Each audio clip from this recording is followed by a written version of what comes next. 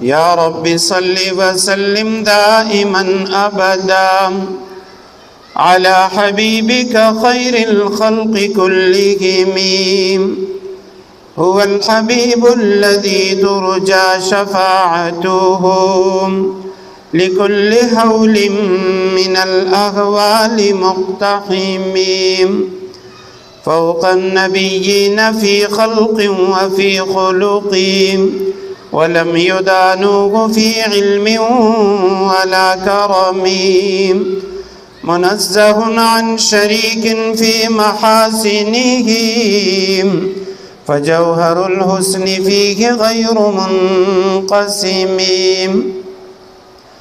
إن الله وملائكته يصلون على النبي يا أيها الذين آمنوا صلوا عليه وسلموا تسلیما۔ تمام احباب ذوق شوق اور محبت کے ساتھ درود پاک پڑھ لیجیے۔ اللہم صل علی سیدنا محمد النبی الامی وعلى آلہ واصحابہ وبارک وسلم۔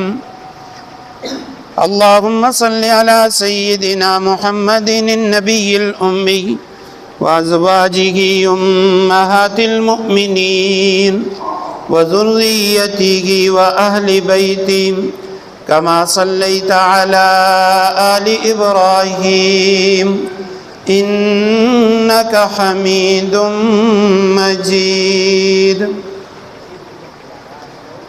انتہائی واجب الاحترام، قابل عزت تکریم، قابل عزت احترام میرے بھائیوں، دوستوں اور بزرگوں، قرآن کریم سورہ نساء کی ایک آیت کریمہ اور نبی کریم صلی اللہ علیہ وسلم کی مبارک احادیث میں سے ترمذی شریف کی ایک حدیث مبارکہ میں نے آپ حضرات کے سامنے تلاوت کی ہے۔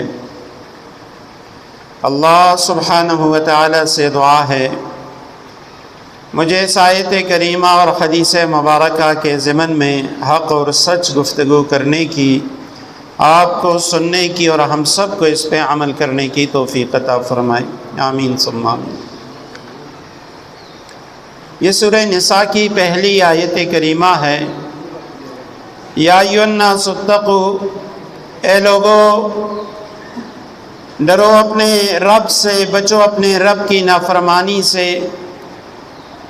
وہ رب الذی خلقکم من نفس واحدہ، جس نے تمہیں ایک نفس سے پیدا کیا، وخلق منہا زوجہا، اور اسی نفس سے تمہارے جوڑے بنائے، تمہارا جوڑا بنایا۔ وخلق منہا زوجہا وبث منہما رجالا کثیرا ونساء، اور انہی دونوں سے، مرد اور عورت سے، اللہ سبحانہ و تعالی نے بہت ساری انسانیت کو پیدا کیا۔ واتقوا اللہ الذی تساءلون بہ والارحام، اس اللہ کی نافرمانی سے بچو جس اللہ کا واسطہ تم دے کر لوگوں سے کوئی چیز لیتے ہو، اپنا حق وصول کرتے ہو۔ والارحام، اور ارحام صلہ رحمی، اس کو کاٹنے سے بچو، صلہ رحمی کرو، قطع رحمی سے اپنے آپ کو بچاؤ۔ ان اللہ کان علیکم رقیبا، یقیناً اللہ سبحانہ و تعالی تمہارے ہر فعل، تمہارے ہر قول، تمہاری ہر حرکت و سکنات کا اللہ سبحانہ و تعالی نگران ہے، باخبر ہے۔ عموماً ہمارے ہاں جب نکاح کا خطبہ ہوتا ہے، نکاح کے خطبے میں علماء کرام یہ 3 آیتیں پڑھتے ہیں جو نبی کریم صلی اللہ علیہ وسلم نے پڑھی ہیں۔ اب پورے قرآن کریم میں اگر غور کیا جائے، بہت ساری ایسی آیات ہیں جن میں نکاح کا ذکر ملتا ہے، لیکن آپ صلی اللہ علیہ وسلم نے خطبہ نکاح کے لیے جن آیتوں کا انتخاب کیا، ان آیات کے اندر کہیں بھی نکاح کا ذکر نہیں ہے۔ پہلی آیت کریمہ سورہ نساء کی ہے، دوسری سورہ آل عمران کی آیت نمبر 102 ہے، اور تیسری آیت کریمہ سورہ احزاب کی آیت نمبر 70 اور 71 یہ خطبے کے اندر پڑھی جاتی ہے۔ نبی کریم صلی اللہ علیہ وسلم کا معمول یہ تھا، آپ صلی اللہ علیہ وسلم نکاح کے موقع پر میاں بیوی کو دونوں فریقین کو کچھ نصیحت فرمایا کرتے تھے، نکاح سے متعلق کچھ ضروری باتیں ارشاد فرمایا کرتے تھے۔ اب ہمارے ہاں چونکہ صرف خطبہ پڑھا جاتا ہے اور عموماً اکثر و بیشتر 100 میں سے 80% لوگ وہ عربی نہیں سمجھتے، قرآن کریم کا انہیں ترجمہ نہیں آتا، اس لیے انہیں پتہ تک نہیں ہوتا کہ امام صاحب، خطیب صاحب، اس نے نکاح کے موقع پہ جو خطبہ پڑھا اس خطبے کا معنی کیا ہے، ان کلمات کا مطلب کیا ہے، ان آیات کریمہ کے مفاہیم کیا ہیں، اور نبی کریم صلی اللہ علیہ وسلم نے نکاح کے خطبے کے موقع پہ خاص طور پہ ان آیات مبارکہ کو کیوں متعین فرمایا۔ یاد رکھیے دین اسلام یہ مکمل دین ہے۔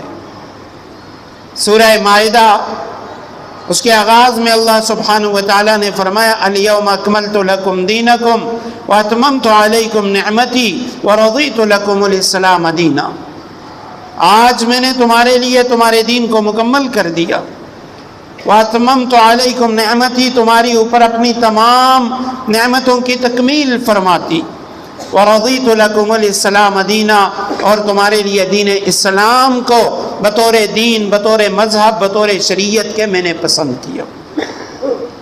اب یہ جو اسلام ہے یہ حضرت آدم علیہ السلام سے لے کے محمد الرسول اللہ صلی اللہ علیہ وسلم تک تمام انبیاء کرام کا دین ہے۔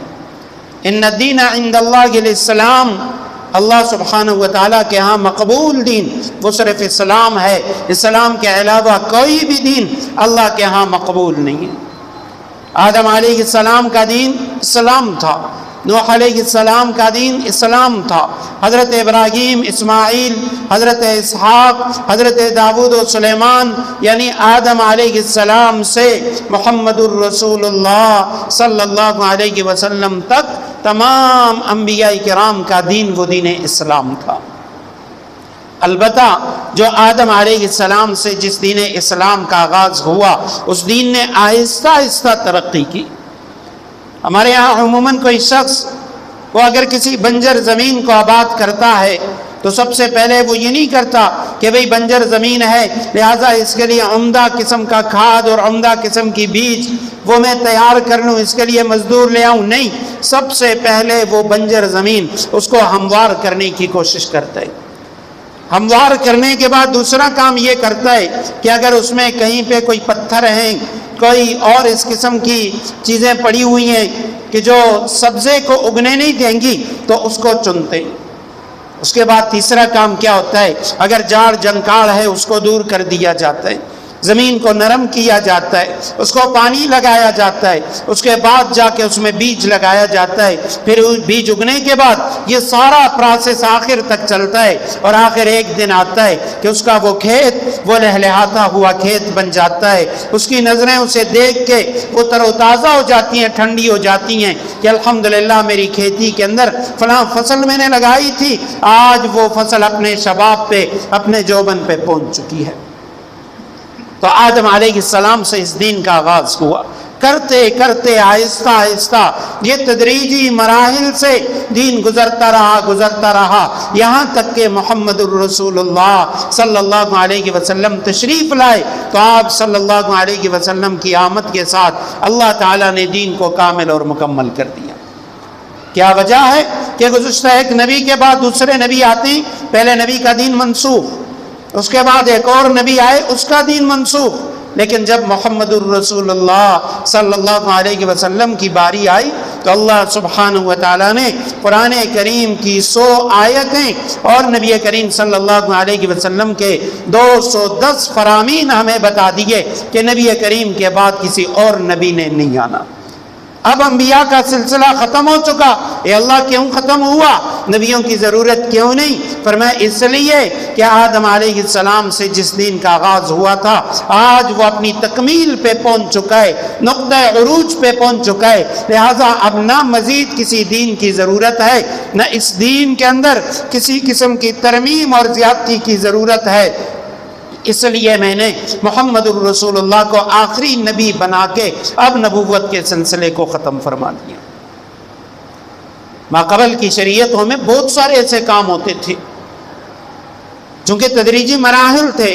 حضرت آدم علیہ السلام کی شریعت میں اب بھائی کی بہن کے ساتھ نکاح جائز ہے، ایک پیٹ سے پیدا ہونے والے ان کا نکاح تو جائز نہیں ہوتا تھا جو ایک مرتبہ پیدا ہو چکے ہیں، لیکن آج اگر ایک اولاد پیدا ہوئی، کچھ دنوں کے بعد دوسرے بچے پیدا ہوئے، تو اب ان کا پہلے والوں کے ساتھ نکاح جائز ہے۔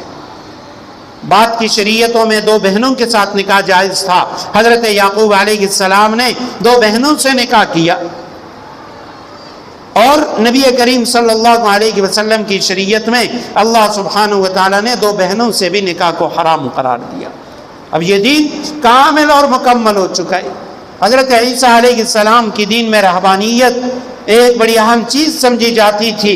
رہبان کو، جو ان کے گرجوں میں رہنے والے لوگ، خلوت نشین لوگ، ان کی بڑی عزت و قدر ہوتی تھی، اور انہوں نے رہبانیت کو اپنے اوپر لازم کر دیا تھا۔ رہبانیت کیا تھی؟ مرد ہے یا عورت، وہ نکاح نہیں کرے گا، وہ معاشرتی زندگی نہیں گزارے گا، سماجی زندگی سے دور رہے گا، کسی کونے کھدرے کے اندر، کسی غار کے اندر ساری زندگی اللہ سبحانہ و تعالیٰ کی عبادت کے اندر بسر کرے گا۔ یہ رہبانیت تھی۔ اسلام آیا، اسلام نے حکم دیا لا رہبانیت فی الاسلام، اسلام میں رہبانیت کی کوئی گنجائش نہیں ہے۔ اسلام معاشرتی زندگی کو اہمیت دیتا ہے، سماجی زندگی کو اہمیت دیتا ہے۔ اپنے گھر والوں کے پاس رہ کے والدین، بیوی، بچے، اولاد، بہن، بھائی، رشتہ دار، محلے والے، ان کے ساتھ زندگی رہنے کو اسلام نہ صرف ترجیح دیتا ہے بلکہ عبادت قرار دیتا ہے۔ یہی وجہ ہے علماء کرام نے لکھا کہ نکاح کی دو حیثیتیں ہیں۔ نکاح کی ایک حیثیت وہ معاہدہ ہے، جیسے معاملات ہوتے ہیں بے و شراء، کوئی چیز ہم بیچتے ہیں یا لیتے ہیں، اسی طرح نکاح کی ایک حیثیت وہ معاہدے کی ہے، سماجی معاہدہ، اور نکاح کی دوسری حیثیت وہ عبادت ہے۔ امام اعظم ابو حنیفہ رحمہ اللہ فرماتے ہیں نکاح کے اندر عبادت والا پہلو غالب ہے، اور جو معاملات والا پہلو ہے وہ مغلوب ہے۔ اصل میں شریعت نے نکاح کو عبادت قرار دیا، اور یہی وجہ ہے جب تین صحابہ کرام آپ صلی اللہ علیہ وسلم کے گھر تشریف لائے، حضرت اماں عائشہ صدیقہ رضی اللہ تعالیٰ عنہ سے ملاقات ہوئی۔ اماں عائشہ صدیقہ رضی اللہ تعالیٰ عنہ سے پوچھنے لگے، اماں جان ہمیں یہ بتائیں کہ نبی کریم صلی اللہ علیہ وسلم کے معمولات کیا ہیں؟ فرمایا آپ صلی اللہ علیہ وسلم کے معمولات تو فلاں فلاں ہیں، رات کے کچھ حصے میں عبادت کرتے ہیں، انہوں نے شادیاں بھی کر رکھی ہیں، کبھی روزہ رکھتے ہیں، کبھی افطار کرتے ہیں۔ صحابہ کرام نے خیال کیا وہ تو اللہ کے نبی ہیں، اللہ کے محبوب ہیں، ان کے اعمال وہ اللہ کی نگاہ میں بڑی قدر و منزلت والے ہیں، ہمارے اعمال اس طرح ہو نہیں سکتے۔ لہذا ایک صحابی نے قسم اٹھائی میں آج کے بعد کبھی نکاح نہیں کروں گا، ساری زندگی وہ عزلت کی زندگی، خلوت کی زندگی گزاروں گا۔ دوسرے صحابی نے کہا میں رات کو کبھی آرام نہیں کروں گا، ساری رات عبادت کروں گا، اور تیسرے نے کہا میں ہمیشہ روزہ رکھوں گا، کبھی افطار نہیں کروں گا۔ آپ صلی اللہ علیہ وسلم کو بعد میں اماں عائشہ صدیقہ رضی اللہ تعالیٰ عنہ نے بتایا یا رسول اللہ ایسے تین فلاں فلاں صحابہ آئے تھے، ان کو بلاوا بھیجا، ان کو بلایا گیا، اور آپ صلی اللہ علیہ وسلم نے فرمایا میں اللہ کا نبی ہوں، اللہ کا رسول ہوں، میرا ہر عمل مکمل ہے، لہٰذا تم تینوں نے یہ جو قسم کی ہے اور کہا کہ ہم ایسا ایسا نہیں کریں گے، یہ اللہ اور اللہ کے رسول صلی اللہ علیہ وسلم کے سنت کے خلاف ہے۔ سنت طریقہ یہی ہے نکاح بھی کرو اور اسی طرح کبھی روزے رکھو کبھی نہ رکھو، اور رات کے کچھ حصے میں آرام بھی کیا کرو، کچھ حصے میں اللہ کی عبادت کرو۔ یہ کامل اور مکمل دین ہے، اس میں اب کسی طرح کی کمی بیشی کی اجازت نہیں ہے۔ اس لیے یہ نکاح یہ جنسی تسکین کا ایک جائز ذریعہ ہے۔ عیسائیوں نے کیا کیا؟ رہبانیت اختیار کی، مرد عورت دونوں نکاح سے دور رہے، اور اس کا نتیجہ کیا نکلا کہ بھئی جنسی خواہش کا پورا کرنا یہ ایک فطری چیز ہے۔ اللہ تعالیٰ نے ابتدا ہی سے مرد کے دل میں عورت کی محبت، عورت کے دل میں مرد کی محبت رکھی ہے۔ کوئی لاکھ یہ کہے کہ میں خواتین کو پسند نہیں کرتا یا مجھے نکاح کی ضرورت نہیں ہے، کوئی بیماری ہو الگ بات ہے، لیکن اگر وہ مکمل مرد ہے اس کے لیے نکاح اتنا ہی ضروری ہے جتنا سانس لینا ضروری ہے، پانی پینا ضروری ہے۔ اسی طرح اگر کوئی خاتون ہے تو اس کو بھی شریعت نے پابند کیا ہے کہ فطری طور پر اس کے دل کے اندر مرد کی محبت موجود ہے۔ اب جب عیسائی راہبوں نے نکاح کرنا چھوڑ دیا، ہوا کیا؟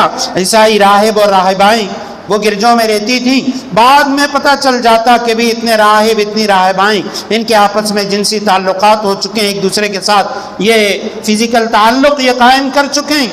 اب لوگوں سے تو چھپایا کرتے تھے، لیکن فطرتی طور پہ دل کے اندر جو چیز موجود ہے اس لیے اس کو وہ دبا نہ سکے۔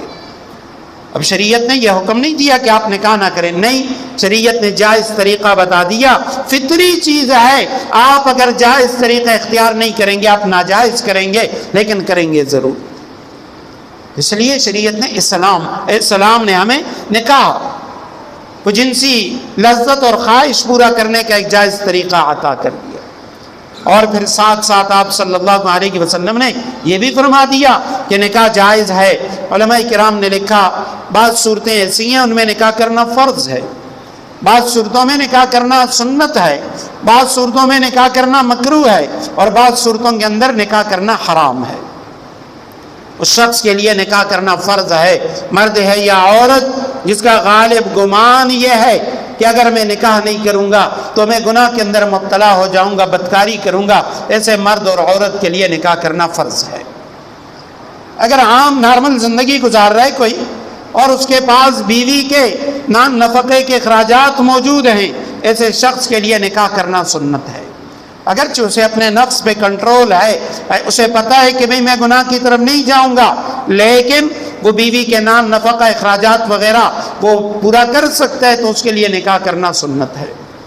ایک شخص ایسا ہے وہ غصے کا بہت زیادہ تیز ہے، یا اور کوئی ایسا عیب اس کے اندر پایا جاتا ہے اور وہ سمجھتا ہے کہ اگر میں نکاح کروں گا میں بیوی پر زیادتی کروں گا، ظلم کروں گا، اس کے حقوق اچھے طریقے سے ادا نہیں کر سکوں گا، ایسے شخص کے لیے نکاح کرنا مکروہ ہے۔ اور ایک بندہ وہ ہے جسے یقینی طور پہ علم ہے میں نکاح کروں گا تو بیوی کے حقوق نہیں ادا کر سکتا، یا بیوی پہ ظلم اور زیادتی کروں گا، یا وہ بالکل کنگال ہے، اس کے پاس کچھ بھی نہیں ہے، کما بھی نہیں سکتا، اپنا لوگوں سے مانگ کے کھاتا ہے، اب اگر نکاح کرے گا بیوی کو کہاں سے کھلائے گا، کہاں سے دے گا، کوئی معذوری کوئی اور مجبوری کوئی بھی بات ہے تو ایسے شخص کے لیے نکاح کرنا حرام ہے۔ آج ہمارے معاشرے میں ہر طرف افراط اور تفرید ہے۔ اب جو لوگ نکاح کر سکتے ہیں وہ بھی نکاح نہیں کرتے، اپنے لیے معیارات بنا دیے، لڑکوں نے بھی اور لڑکیوں نے بھی۔ لڑکوں کے معیار وہ بہت زیادہ بلند، بھئی لڑکی ایسی ہو، اس کے اندر یہ صفات یہ خصوصیت ہو، تعلیم بھی ہو، خوبصورتی بھی ہو، اچھا خاندان بھی ہو، باپ امیر کبیر بھی ہو، یا بعض لوگ وہ کہتے ہیں کہ لڑکی وہ نوکری بھی کرتی ہو، اس کے پاس اپنی جاب بھی ہو، اور اس کے مقابلے میں لڑکیاں ہیں تو ان کے معیارات وہ لڑکوں سے زیادہ بلند ہیں۔ وہ تب تک نکاح نہیں کریں گی، لاکھ ان کے ماں باپ کہہ دیں کہ بھئی آپ نکاح کریں، وہ کہیں گی نہیں نہیں میں تو تب تک نکاح نہیں کروں گی جب تک مجھے اپنی برابری کا لڑکا نہیں ملے گا، یا مجھ سے اچھے سٹیٹس والا لڑکا نہیں ملے گا تب تک میں نکاح نہیں کروں گی۔ نتیجہ کیا نکلتا ہے؟ نتیجہ یہ نکلتا ہے کہ لڑکا بھی بغیر نکاح کے بوڑھا ہو جاتا ہے، اور لڑکیاں تو ہمارا سارا معاشرہ بھرا ہوا ہے، ہر دوسرے تیسرے گھر کے اندر تین بچیاں، تین بیٹیاں وہ بیٹھی ہوئی ہیں جن کی عمریں وہ 30-35 سال سے تجاوز کر چکی ہیں۔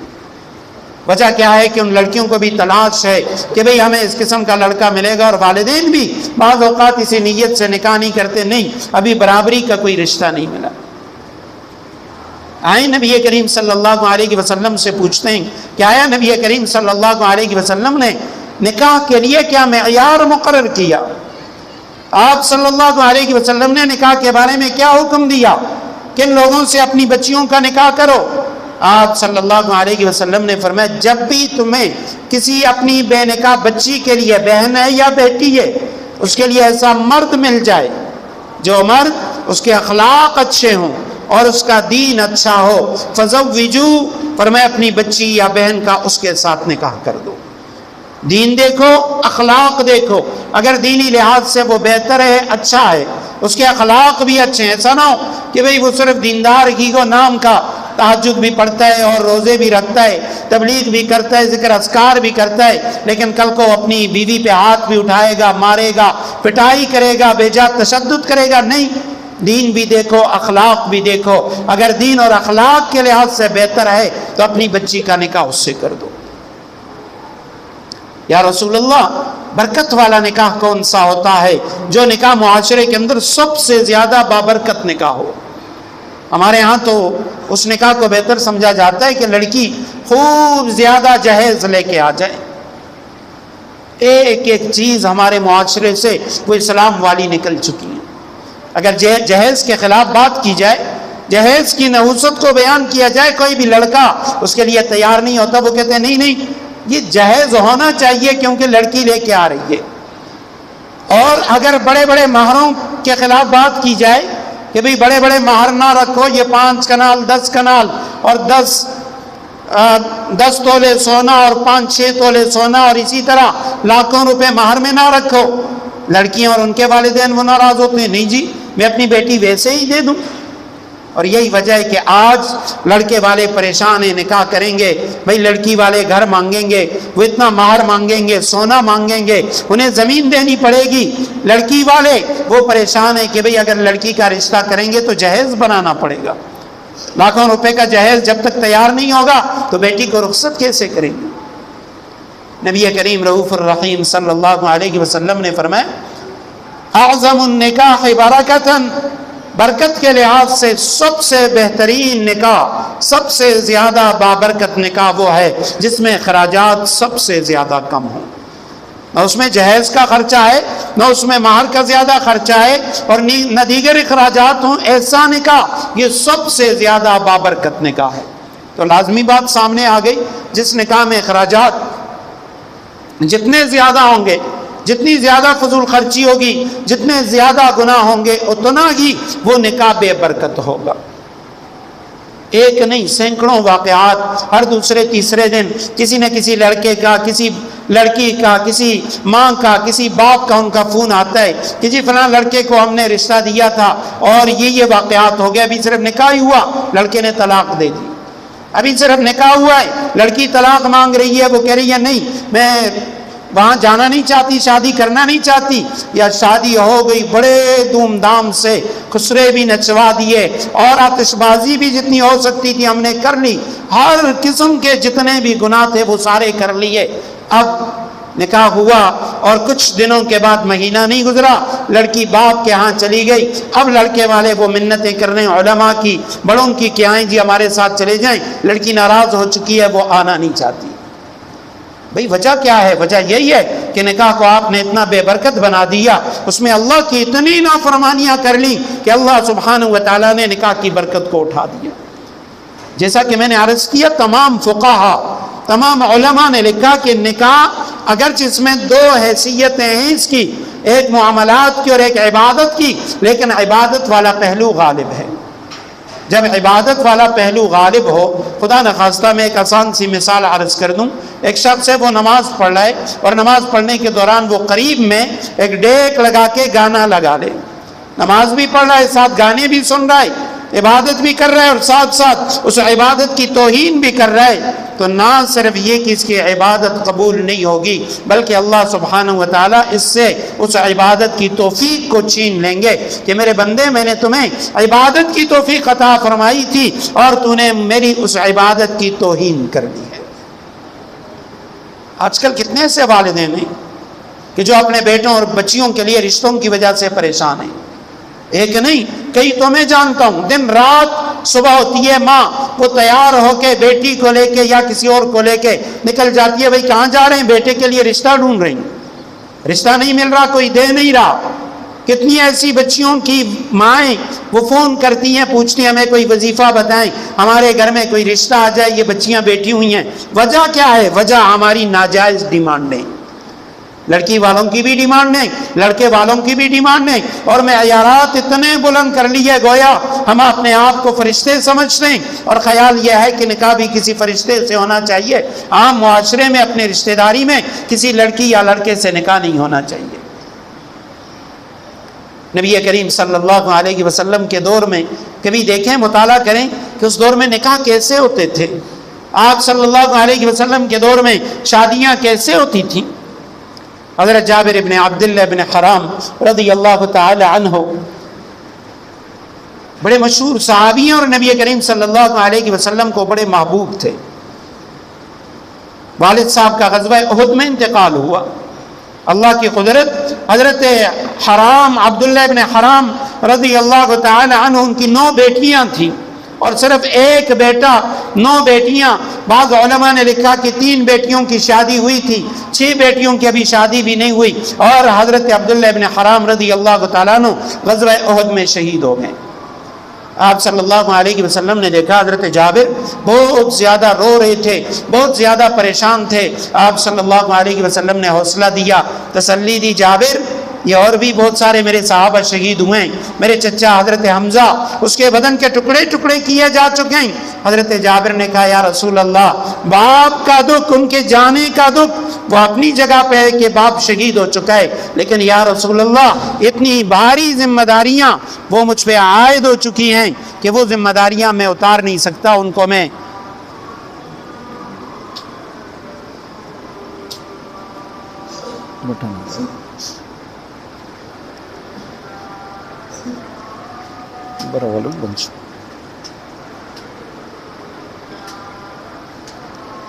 ان ذمہ داریوں کو میں ادا نہیں کر سکتا، فرمایا اس لیے رو رہا ہوں۔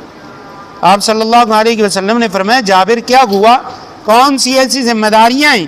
فرمایا یا رسول اللہ، میرے ابا جان کا انتقال ہوا، وہ شہید ہو گئے، لیکن میری 9 بہنیں ہیں، ان میں سے 6 ابھی تک غیر شادی شدہ ہیں، میں نے ان بہنوں کی یعنی پرورش بھی کرنی ہے، ان کے نکاح کا انتظام بھی کرنا ہے، اور ساتھ ساتھ میرے ابا جان ایک بھاری قرضہ وہ میرے کندھوں پہ ڈال کے دنیا سے رخصت ہو چکے ہیں۔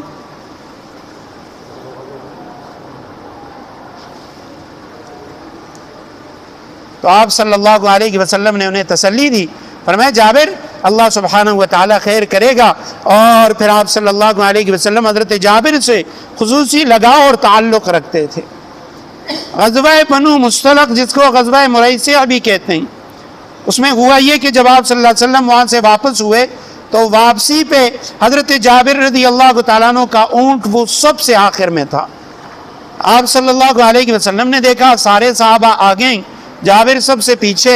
آپ صلی اللہ علیہ وسلم نے فرمایا جابر، آپ صلی اللہ علیہ وسلم پیچھے ہو گئے، اور پیچھے ہونے کے بعد حضرت جابر کی سواری تک آپ صلی اللہ علیہ وسلم نے انتظار کیا۔ حضرت جابر کی سواری آ گئی اونٹنی، آپ صلی اللہ علیہ وسلم نے فرمایا جابر کیا بات ہے؟ یا رسول اللہ میری اونٹنی چلتی نہیں ہے، تیز چل نہیں سکتی، بڑی لاغر اور کمزور ہے۔ آپ صلی اللہ علیہ وسلم نے قریب جھاڑیوں میں سے ایک ٹہنی کو کاٹا اور حضرت جابر رضی اللہ تعالیٰ عنہ کی اونٹنی پر مار دیا۔ اب وہ اونٹنی اتنی تیز بھاگنے لگی کہ تمام قافلے سے آگے نکل گئی۔ کچھ اور دور چلنے کے بعد آپ صلی اللہ علیہ وسلم نے دیکھا حضرت جابر کی اونٹنی سب سے آگے جا رہی ہے۔ آپ صلی اللہ علیہ وسلم نے اپنی اونٹنی کو دوڑایا یہاں تک کہ حضرت جابر تک پہنچ گئے۔ فرمایا جابر کیا ہوا؟ تمہاری اونٹنی تو ہوا ہو گئی، ہوا کے دوش پہ چل رہی ہے، ایسے تیز بھاگ رہی ہے۔ یا رسول اللہ آپ کا ہاتھ مبارک لگنا تھا، آپ نے جو ٹہنی اس پہ لگائی بس اس کے بعد اللہ نے کیا کہ اونٹنی اتنی طاقتور ہو گئی اور تیز چلنا شروع ہو گئی۔ آپ صلی اللہ علیہ وسلم نے فرمایا جابر یہ اونٹنی مجھ پہ بیچتے ہو؟ فرمایا یا رسول اللہ آپ فری میں لے نہیں، میں آپ سے پیسے لوں گا۔ فرمایا نہیں پیسے تو نہیں لوں گا بطور تحفہ اور گفٹ کے، ہاں اگر آپ بیچنا چاہتے ہیں تو میں آپ سے ضرور لوں گا۔ فرمایا ہاں یا رسول اللہ بیچ دوں گا۔ جابر کیا قیمت ہے؟ یا رسول اللہ قیمت آپ لگائیں۔ نبی کریم صلی اللہ علیہ وسلم نے فرمایا نہیں جابر اونٹنی تمہاری ہے، مالک تم ہو، اس کی قیمت بھی تم لگاؤ گے۔ حضرت جابر رضی اللہ تعالیٰ عنہ نے دیکھا کہ آپ صلی اللہ علیہ وسلم اصرار فرما رہے ہیں اور کہہ رہے ہیں جابر قیمت بھی آپ نے لگانی ہے۔ انہوں نے کہا یا رسول اللہ 1 اوقیہ چاندی وہ اس کی قیمت لوں گا۔ آپ صلی اللہ علیہ وسلم نے فرمایا جابر یہ تو بہت زیادہ نہیں ہے، ایک اوقیہ یہ 40 درہم کی ہوتی ہے۔ تو فرمایا یا رسول اللہ آپ کم کر دیجئے، فرمایا نہیں اس میں کمی نہیں کروں گا، یا اے جابر جتنی تم نے کہا ہے میں اتنی قیمت تمہیں عطا کروں گا، ٹھیک ہے جب مدینہ پہنچ گئے اونٹنی میری ہو جائے گی اور میں تمہیں اس کی جو قیمت ہے وہ دے دوں گا۔ سوچ خوزی گلفام بھائی کم دے گی گلفام بھائی دے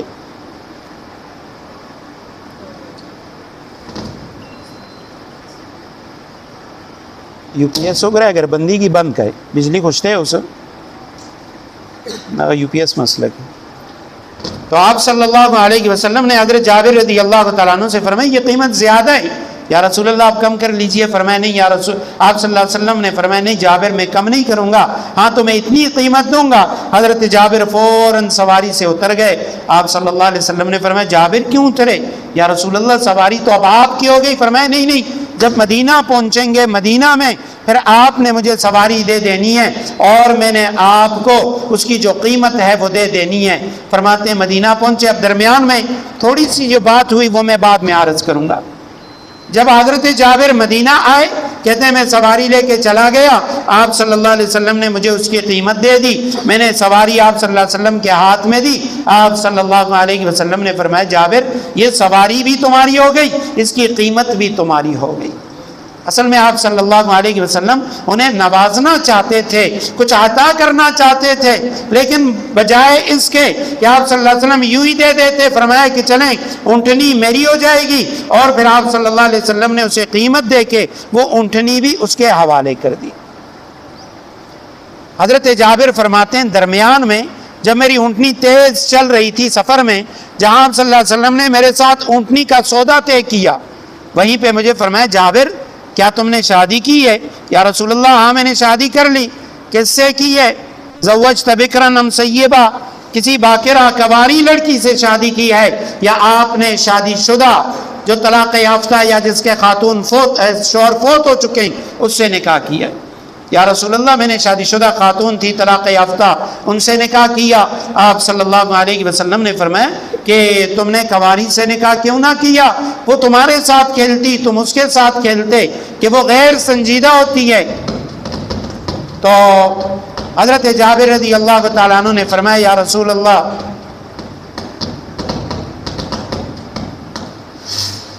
دل بند کہے دبرنی کیوں لگو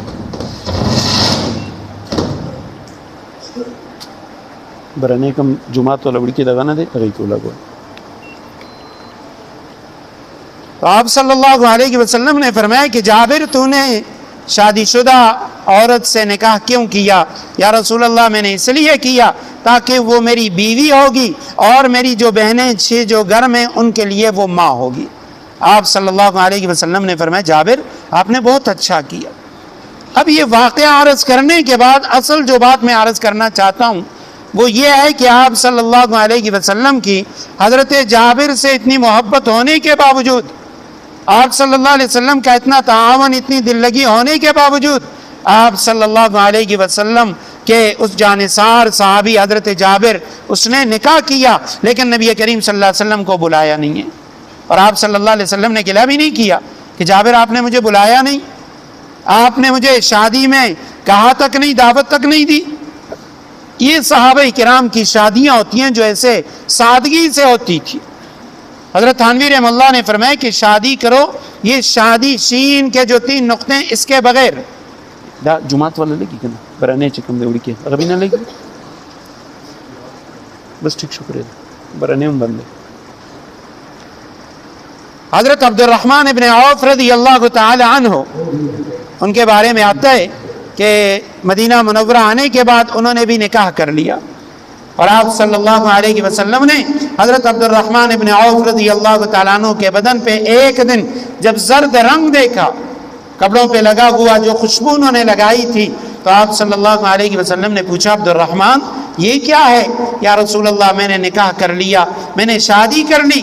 آپ صلی اللہ علیہ وسلم نے یہ نہیں فرمایا عبد الرحمن آپ نے ہمیں نہیں بلایا، ہاں اتنا ارشاد فرمایا بارک اللہ لک و بارک علیک و جمع بینکما فی خیر، اے عبد الرحمن تمہیں مبارک ہو، اللہ تعالیٰ تم دونوں کو نکاح کی برکتیں عطا فرمائے، تمہیں آپس میں محبتیں عطا فرمائے، لیکن یہ نہیں فرمائے کہ تم نے مجھے کیوں نہیں بلایا، میں اللہ کا رسول ہوں، میں اللہ کا حبیب ہوں۔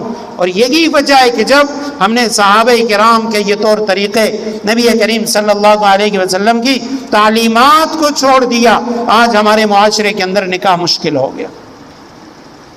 اب جب نکاح مشکل ہوگا تو لازماً جیسے میں نے عرض کیا، اب یہ جنسی تسکین یہ ایک فطری چیز ہے۔ اب اگر جائز موقع کسی لڑکے لڑکی اسے نہیں ملے گا، وہ ناجائز طریقہ استعمال کرے گا۔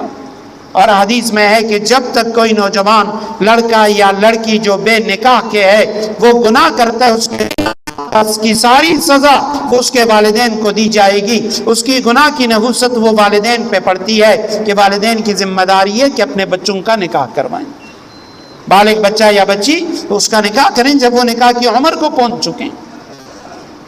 حضرت علی کرم اللہ وجہ سے آپ صلی اللہ علیہ وسلم نے فرمایا، علی 3 چیزیں جب سامنے آ جائیں اس میں پھر انتظار نہ کریں۔ پہلی چیز، جب نماز کا وقت ہو جائے فرمایا پھر اس کا مزید انتظار نہ کریں، نماز کو ضائع نہ کریں بلکہ وقت پر نماز ادا کیا کریں۔ الجنازۃ اذا حضرت، جب جنازے کا وقت ہو جائے، جنازہ آ جائے، پھر یہ مزید تقریروں کا، تصویروں کا اور ویڈیو بنانے کا وقت نہیں ہے، جنازہ آ گیا، ٹائم ہو چکا ہے، فوراً جنازہ ادا کرو۔ تیسری اور آخری چیز، الائم، ہر وہ بے نکاح مرد یا عورت جب اس کے جوڑ کا رشتہ مل جائے فرمایا اس کا نکاح کر دیا کرو، اس میں بھی مزید انتظار نہ کیا کرو۔ اور میں نے عرض کیا تھا کہ نکاح کے خطبے کے موقع پر یہ 3 آیتیں پڑھی جاتی ہیں، کبھی غور کیا کہ ان آیات کے اندر کس چیز کا ذکر ہے؟ نکاح کا تو لفظ ہی نہیں ہے۔ پہلی آیت کریمہ سورہ نساء کی پہلی آیت ہے، آیت پڑھ کے میں مختصراً ترجمہ کر دیتا ہوں اور ساتھ آپ حضرات کو، بلکہ ٹائم ہو چکا ہے تو خیر میں مختصراً تینوں آیات کے اندر جو چیز مشترک ہے وہ بتا دیتا ہوں۔ پہلی آیت ہے، یا ایھا الناس اتقوا ربکم الذی خلقکم من نفس واحدہ وخلق منها زوجها وبث منہما رجالا کثیرا ونساء واتقوا اللہ۔ شروع میں بھی یا ایھا الذین آمنوا اتقوا اللہ اور آیت کے آخر میں پھر واتقوا اللہ۔ دوسری آیت کریمہ ہے، یا ایھا الذین آمنوا اتقوا اللہ اتقوا اللہ حق تقاتہ ولا تموتن الا وانتم مسلمون۔ اے ایمان والو، اللہ کی نافرمانی سے بچو، اللہ سبحانہ وتعالی سے ڈرو، جیسا کہ ڈرنے کا حق ہے، تقوی اختیار کرو جیسے تقوی اختیار کرنے کا حق ہے۔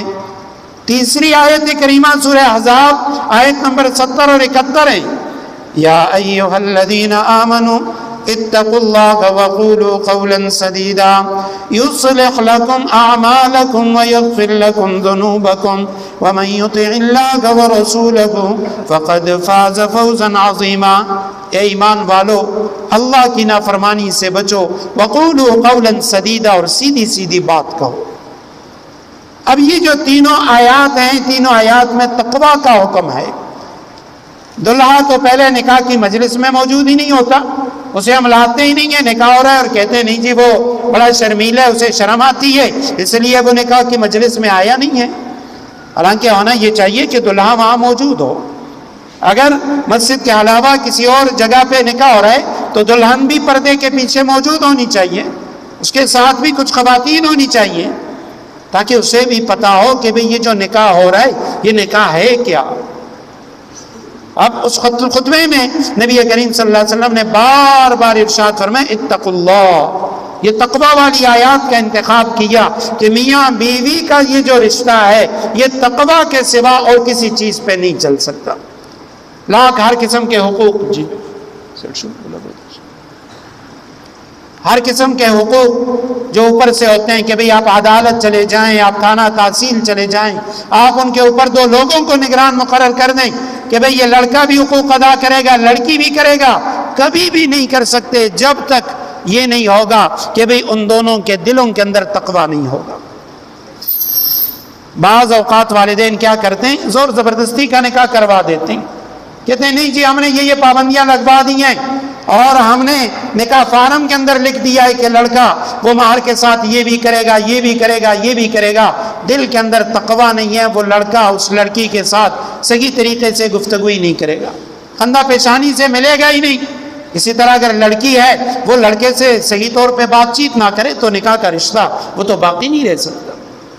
تو آج جو میں نے گفتگو کی ہے اس کا خلاصہ یہ ہے کہ نکاح یہ جنسی تسکین کا ایک حلال ذریعہ ہے، اور شریعت کا حکم یہ ہے کہ اسے آسان سے آسان تر کرو، مشکل نہ بناؤ، اس میں مشکلات پیدا نہ کرو، ناجائز جہیز کے مطالبے یا لڑکی کے والدین وہ بڑھ چڑھ کے جہیز دینا چھوڑ دو۔ یہ ہندوانہ رسومات ہیں جو ہمارے ہاں رائج ہیں، جہیز بنانے کے بعد باقاعدہ پھر دکھایا بھی جاتا ہے، ویڈیو بھی بنائی جاتی ہے کہ فلاں نے اپنی بیٹی کو اتنے لاکھ روپے کا جہیز دے دیا۔ اگر اللہ نے آپ کو وسعت دی ہے آپ جہیز دیں، لیکن کتنا دیں؟ شریعت ہمیں کہتی ہیں جو ضرورت کی چیزیں وہ دے دیں، باقی اگر آپ اپنی بیٹی کے ساتھ تعاون کرتے ہیں اس کو نقدی دے دیں، خاموشی کے ساتھ آپ دے سکتے ہیں، آپ گاڑی دے دیں، آپ دے سکتے ہیں بیٹی کے لیے اگر گھر نہیں ہے گھر بنا دیں۔ لیکن اگر آپ ریا، نام و نمود، نمائش، ہندوانہ رسم کی بنا پہ آپ بیٹی کو اتنا زیادہ جہیز دیں گے کہ لوگ دیکھ کے کہیں کہ فلاں نے اتنے لاکھ کا جہیز دیا تھا، تو یاد رکھیں وہ جو سنت کی برکت ہے وہ نکاح سے اٹھ جائے گی، وہ ہندوانہ رسومات کی جو نحوست ہے وہ آپ کی بیٹی کے نکاح کے اندر داخل ہو جائے گی۔ اگر یہ عبادت ہے پھر ہمیں چاہیے کہ ہم عبادت کے طور پہ نکاح کو ادا کریں۔ آپ صلی اللہ علیہ وسلم نے فرمایا اعلن النکاح، نکاح کو عام مجالس میں کیا کرو، چھپ کے نکاح نہ کرو، اور ایک حدیث میں فرمایا مسجد میں نکاح کیا کرو۔ مسلم شریف کی روایت میں ساتھ یہ بھی فرما دیا ہاں مسجد میں نکاح کرو، لیکن جیسے بازاروں میں شور شرابہ کرتے ہو اس طرح مسجدوں میں شور شرابہ نہ کرو۔ مسجد میں نکاح ہو رہا ہے خاموشی سے بیٹھ جاؤ، یا کسی عالم سے کہو دو چار باتیں کر لے، وہاں وہ سیاسی گفتگو ادھر ادھر کی گفتگو یہ نہ کیا کرو۔ اور خاص طور پہ یہ ہوائی فائرنگ، یہ اس کی تو ویسے بھی اجازت نہیں ہے، کسی کو بھی گولی لگ سکتی ہے، یہ سراسر ریا اور نمو ہے، نمائش ہے۔ تو ان تمام چیزوں سے اجتناب کرنا چاہیے۔ تو پہلی چیز کہ بھئی معاشرے میں نکاح کو عام کریں، آسان کریں۔ گھروں میں بچے اور بچیاں اگر جوان ہیں کوشش کریں جوڑ کے رشتے دیکھ کے فوراً ان کا نکاح کر دیں۔ ہاں بہت سارے لوگ، حضرت مولانا عباد اللہ صاحب دامت برکاتہم العالیہ تبلیغی جماعت کے بڑوں میں سے یہاں بھی تشریف لائے اس پہ اجتماع پہ، بہت پیاری اور خوبصورت بات انہوں نے ارشاد فرمائی۔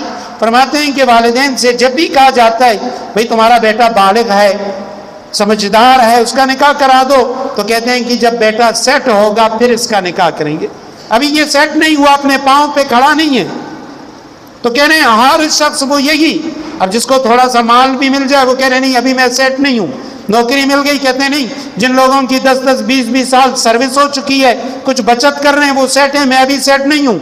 پھر اس کے بعد کیا ہوتا ہے، شادی ہو جاتی ہے، شادی کے بعد اولاد کرتے کرتے یہاں تک حضرت نے فرمایا جب اس کو قبر میں اتار دیا جاتا ہے پھر وہ اتارنے والے وہ اس کو قبر میں رکھتے ہیں اور اس کے سینے کو قبلے کی طرف پھیر دیتے ہیں، پھر اوپر سے ایک شخص پوچھتے ہیں ہاں بھائی کیا ہوا، تو قبر والا جواب دیتا ہے اب یہ سیٹ ہے۔ تو کہتے ہیں سیٹ انسان تب ہوتا ہے جب اس کو قبر میں رکھا جاتا ہے، اس سے پہلے دنیا میں کوئی بھی سیٹ نہیں ہوتا۔ قرآن نے کہا ان یکونوا فقراء یغنہم اللہ من فضلی، اگر تم فقیر ہو اللہ نکاح کے ذریعے تمہیں غنی کر دے گا۔